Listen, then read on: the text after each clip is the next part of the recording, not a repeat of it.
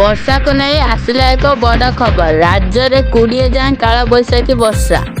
एसत राज्य में लगी समय ब्रेक। निम्न चाप रेखा प्रभाव में राज्य में किसी जिले में काल बैशाखी वर्षा संभावना रही।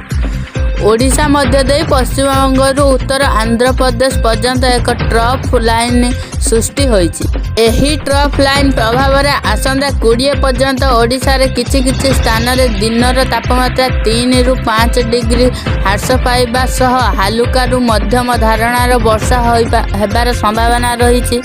तो चलतु जाना संपूर्ण खबरटी को जाना पूर्व आम वीडियो गोटे लाइक करूँ। आम चैनल से जोड़ी रहा चैनल को सब्सक्राइब कर पाखर आसता बेल आइकन को दबाई दिंतु। एही समय विभिन्न जिले में घन कुहुड़ी सह वर्षा हेबार संभावना रही आकलन करिछि आंचलिक पाणीपाग विज्ञान केन्द्र।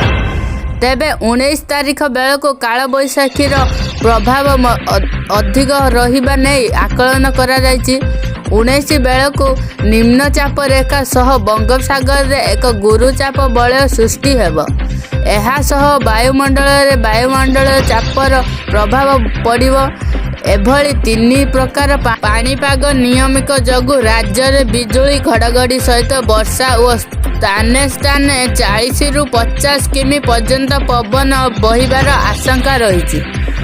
ट्रफ लाइन जगु पाणीपाग केन्द्र आकलन दृष्टि रखी आसंता 20 तारीख पर्यंत ओडिशा रे किछि जिला पाई एसआरएस पक्षरु अलर्ट जारी करा जायछि। शनिवार उपकूल और उत्तर ओडिशा काल बैशाखी सह वज्रपात हेबार संभावना रही बेले आसंता 24 घंटा मध्य किसी जिले में काल बैशाखी थिबारु जिलापाल मानकु सतर्क करा जायछि। आपण वीडियोटी भल लगी तो वीडियो लाइक करंतु, शेयर करंतु एवं आम चैनल से जोड़ी रहा चैनल को सब्सक्राइब कर पाखर बेल आइकन को दबाई दिंतु।